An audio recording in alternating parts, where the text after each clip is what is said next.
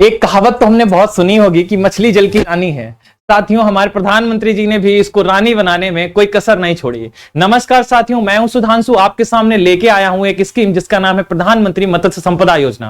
क्या है ये स्कीम, कैसे काम करती है, क्या है ब्लू रेवोल्यूशन, नीली क्रांति, और क्या है फिशरीज डे, कब होता है ये, और क्यों जरूरी है हमारी फिशरीज के सेक्टर को ग्रो कराना हमारी सरकार की जिम्मेदारी। साथियों, एक एक करके सारी चीजों को हम लोग डिस्कस करने वाले हैं। पहली बात तो ये प्रधानमंत्री के द्वारा दी गई हमारी एक स्कीम है जो मछलियों के लिए थी, यानी कि फिश प्रोडक्शन को इंक्रीज करने के लिए थी। उसका नाम है मत्स्य संपदा योजना। 2020 में ये स्कीम आती है। इसके बाद इसका एक्सपेंशन होता है कि किसान क्रेडिट कार्ड के माध्यम से भी ये लोग लोन प्राप्त कर सकते हैं। साथियों, हमारे भारत में लगभग 15 मिलियन लोग हैं जो क्या हैं, सिर्फ इसी पे डिपेंड हैं, फिशरी सेक्टर पे। तो क्यों इसको ग्रो कराना बहुत जरूरी नहीं है? अच्छा, इसके बाद में हमारे भारत में रिवर सिस्टम बहुत अच्छा है।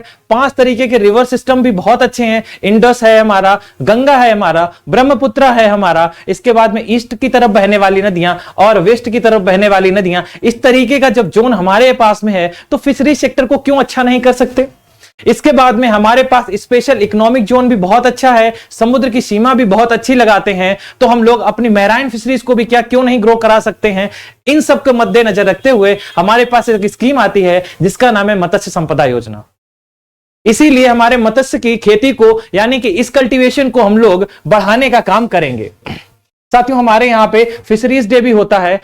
10 जुलाई को हम लोग फिश फार्मर डे मनाते हैं। इसके अलावा हम लोग फिशरीज डे को 21 नवंबर को मनाते हैं और बर्ड ट्यूना डे जो है उसको 2 मई को मनाते हैं। अगर फिशरीज पढ़ रहे हैं तो जरूर आप ट्यूना डे को जानते ही होंगे, क्योंकि ट्यूना एक ऐसी फिश है जिसके अंदर नॉर्मल से ज्यादा प्रोटीन होती है, लगभग 25% करीब। लेकिन अगर नॉर्मल फिश की बात करो तो लगभग 20% करीब उसमें क्या होती है, प्रोटीन होती है। साथियों, क्यों जरूरी है हमारे इस सेक्टर को ग्रो कराना? हम लोगों ने एक लक्ष्य रखा था कि हम लोग फार्मर की क्या करें, इनकम को डबल करेंगे। किस माध्यम से डबल कर सकते हैं? हम लोग क्या करेंगे, फिश फार्मिंग को भी बढ़ावा देंगे, क्योंकि बहुत अच्छा सेक्टर है। इसके माध्यम से भी हम क्या कर सकते हैं, इनकम को डबल कर सकते हैं। इसके अलावा सरकार बहुत सारे और भी मुहिम चला रही है, जैसे कि प्रोटीन की कमी जो है उसको लेके जो बात की जाती है, तो फिश एक बहुत अच्छा सोर्स है काहे का, प्रोटीन का, तो इसको भी हम लोग भूलेंगे नहीं। प्रोटीन की कमी से बहुत सारे रोग होते हैं। जो एनिमल प्रोटीन का सोर्स है उसमें जो हमारी फिशरीज है, फिश है, वो एक बहुत अच्छा रोल अदा करती है। ठीक है, इसलिए हमारे लिए बहुत जरूरी हो जाती है फिश को पढ़ना। चलिए अब हम बताते हैं एक एक करके क्या क्या चीजें हैं इस स्कीम के अंदर, एक एक करके हम लोग समझ लेंगे। साथियों, जो हम लोग मत्स्य संपदा योजना है हमारी, इसके लिए एक अलग मिनिस्ट्री भी बना दी गई है, फिशरीज मिनिस्ट्री। मतलब कि वो सिर्फ इसी को ध्यान देगी। इसके लिए अलग फंड भी एलोकेट कर दिया गया है कि क्यों ना इस सेक्टर को बहुत अच्छा किया जाए। अगर हम लोग विश्व में बात करो तो फिशरीज में हमारा नंबर दूसरा आता है, जबकि एक्वाकल्चर में हमारा नंबर तीसरा आता है। फिशरीज में सिर्फ फिशरीज की बात करते हैं, आप सिर्फ और सिर्फ किसकी बात करते हैं, हम लोग नॉन फिंड और फिंड फिशरीज की बात करते हैं। लेकिन एक्वाकल्चर में आपकी पानी के अंदर होने वाली समस्त जो भी कल्टीवेशन है उन सब की बात करते हैं। जब इतना अच्छा भाग हमने रखा है तो क्रांति क्यों नहीं लानी चाहिए? क्यों इसको ग्रो नहीं कराना चाहिए? क्यों अपने आप को उस स्थिति पे ले जाना चाहिए कि इनकम भी डबल हो जाए और हमारी स्थिति में भी सुधार आए और जीडीपी में भी एक अच्छा हिस्सा बनाए? इसीलिए हर एग्जाम पॉइंट ऑफ व्यू से बहुत इंपॉर्टेंट स्कीम हो जाती है, क्योंकि हर एग्जाम तो यही चाहता है उस सेक्टर के बारे में पूछो जो इस समय क्या ग्रो कर रहा है। इसलिए हर एग्जाम में आजकल फिशरीज से प्रश्न जरूर उठ रहा है। ठीक है ना, इस चीज को हम लोग समझ लेंगे। चलिए आगे बढ़ते हैं। आगे हम लोग जान गए होंगे कि आत्मनिर्भर भारत के तहत में हम लोग 24 से 25 जो हमारा है 2020 से 5 साल के लिए अवधि के लिए क्या रखा गया, एक लक्ष्य रखा गया कि हम लोग फिशरी सेक्टर को बहुत अच्छा करेंगे और 20,050 करोड़ रुपए का जो फंड एलोकेट किया गया इसी के लिए किया गया। साथियों, किसान क्रेडिट कार्ड की बात थी, जो सिर्फ और सिर्फ पहले क्या कर रहा था, किसान को लोन दे रहा था। बाद में इसका जो एक्सपेंशन हुआ और जो फिश फार्मर हैं उनके लिए भी ये लोन हो जाता है। साथियों, अभी एक नाम बहुत आपने सुना होगा केसी रेखा जी का। केसी रेखा जी क्या हैं, ये फिशर वुमेन के नाम से आई हैं और इनका नाम बहुत ज्यादा हाईलाइटेड है क्योंकि ये पहली फिशर वुमेन है। ये केरला की रहने वाली हैं। इनसे बहुत सारे एग्जाम्स में प्रश्न आया है तो इनको भी हम लोग याद रखेंगे। लेकिन जब हम लोग फिशरीज पढ़ेंगे तो एक एक करके सारी टर्मिनोलॉजी को बहुत ज्यादा डिस्कस करेंगे, सारी स्कीम्स को बहुत अच्छा डिस्कस करेंगे, क्यों जरूरी है इन सब के बारे में बात करेंगे।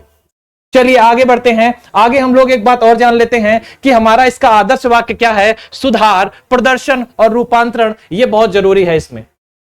साथियों, इसके सुधारों की पहल की बात की जाए तो क्या क्या इसमें हो सकता है। सबसे पहली बात, मछली पकड़ने के लिए बंदरगाहों और लैंडिंग केंद्रों को बढ़ावा देना है और हमारे जो भी भारतीय मत्स्यिकी आधुनिकीकरण है, मॉडर्नाइजेशन है, इसको बढ़ावा देना है। क्योंकि साथियों, हमारे पास में फिशरी सेक्टर को ग्रो करने के लिए कुछ चांसेस कम हो जाते हैं, क्योंकि हमारे पास में टेक्नोलॉजिकल बोट नहीं है, हमारे पास फिश कैप्चरिंग की अच्छी टेक्निक्स नहीं है, हमारे पास फूड चेन अच्छी नहीं है जिससे हम लोग इसको संरक्षित कर लें, कोल्ड स्टोरेज का अच्छा जो हमारा नहीं है, और दूसरा हमारा जहां पे जरूरत है वहां तक हमारी ट्रांसपोर्टेशन बहुत अच्छी नहीं है। इसलिए ये हमारा सेक्टर कहीं ना कहीं थोड़ा सा पछड़ जाता है। इसीलिए सरकार इस सभी को बढ़ावा देने के लिए हमारी मत्स्य संपदा योजना लेके आई है कि हम कैसे इस संपदा को बचाएं और कैसे बढ़ाएं।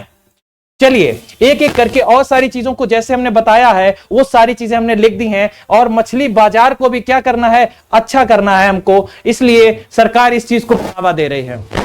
साथियों, हर एक स्कीम का एक लक्ष्य होता है कि कैसे उस सेक्टर को बढ़ाया जाए। हमारे पास जब अंदर इनलैंड फिशरीज हो सकती है, पॉन्ड अच्छे हैं, एस्चुरीज अच्छी बन सकती हैं, ब्लैकिश वाटर भी है, मैराइन वाटर भी है, तो क्यों हम इस सेक्टर को बढ़ावा नहीं दे रहे हैं। हमको इस पे काम करना चाहिए और इसको बढ़ाना चाहिए। किस तरीके से बढ़ाएंगे, यही सारी चीजें मत्स्य संपदा योजना की तरफ से हम पढ़ते हैं। साथियों, एक चीज और हम आपको बता दें कि हमारी योजना बहुत जरूरी हो जाती है। एक टर्म इसमें और आता है कि फिशिंग बैन करते हैं हम लोग, क्योंकि ज्यादा फिशिंग, साथियों दो चीजें बहुत अच्छी हैं। एक तो फिशिंग करना बहुत अच्छा है, लेकिन ओवर फिशिंग भी तो हो जाती है हमारे यहाँ। ओवर फिशिंग का मतलब आपको जितनी फिश निकालनी चाहिए आप उससे ज्यादा भी निकाल लेते हैं। हम लोग स्टॉकिंग तो कर नहीं रहे हो और क्या कर रहे हैं, ओवर फिशिंग कर लेते हैं। एक ये भी समस्या हमारे पास आ जाती है, और कहां करनी है कहां नहीं, इन सब कुछ चीजों को हम लोग फिशरीज जब पढ़ रहे होंगे तब हम लोग एक एक करके तथ्यवाद तरीकों से बहुत अच्छी चीजों को डिस्कस करेंगे। क्योंकि फिशरीज एक बहुत इंटरेस्टिंग सब्जेक्ट है, बाकायदा उसको समझाने वाला अच्छा हो, आपको टर्म को रिलेट कराने वाला अच्छा हो। क्योंकि जब किसी टर्म को आप किसी भी चीज से रिलेट कर लेते हैं तो दिमाग में बैठ जाता है। और फिशरीज इतना इंटरेस्टिंग सब्जेक्ट है, लेकिन उसको समझने के लिए आपको क्या किसी चीज से रिलेट कराना पड़ेगा। हमारे यहाँ फिशिंग बैन एक होता है टर्म। फिशिंग बैन क्यों करते हैं साथियों, जब हमारा मानसून का सीजन चल रहा होता है, प्री मानसून में ही फिशिंग को निकालना यानी फिशिंग बैन कर देते हैं।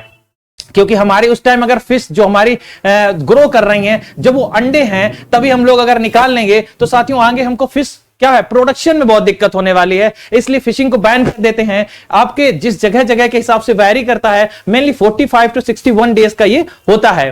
क्यों करते हैं, क्योंकि जरूरी है, आगे हम फ्यूचर को मद्देनजर रखते हुए ये सारे कदम लेते हैं। चलिए ये सारी चीजें हमने लिखित रूप में दे दी हैं। आपको इसकी पीपीटी हमारे कहां मिल जाएगी, टेलीग्राम ग्रुप से मिल जाएगी। आप उस पर जुड़ जाएंगे, आपको सारी की सारी चीजें मिल जाएंगी। ये सेक्टर क्या कर रहा है, क्यों जरूरी है, इसने जैसे ही आई इसके बाद 14.3% की जो ग्रोथ दिखाई, इससे मतलब सिद्ध हो गया कि ये सेक्टर हमारा आगे जाएगा। श्रिम्प कल्चर को हम लोग आगे पढ़ेंगे, क्योंकि श्रिम्प कल्चर हमारा बहुत जरूरी है। ब्लैकिश वाटर हमारे पास में है तो श्रिम्प को हम लोग बहुत अच्छा एक्सपोर्ट भी कर लेते हैं, पैसे कमा रहे हैं, मार्केट में अच्छी डिमांड है, क्यों है, कैसे है, सारी चीजें फिशरीज में जानेंगे। चलिए आज हमने सिर्फ इतनी चीजों का ज्ञान दिया, आगे हम आपको अलग अलग स्कीम के माध्यम से सारी चीजों को डिस्कस करेंगे। फिर मिलते हैं अगले वीडियो में। Thank you to all, Radhe Radhe to all.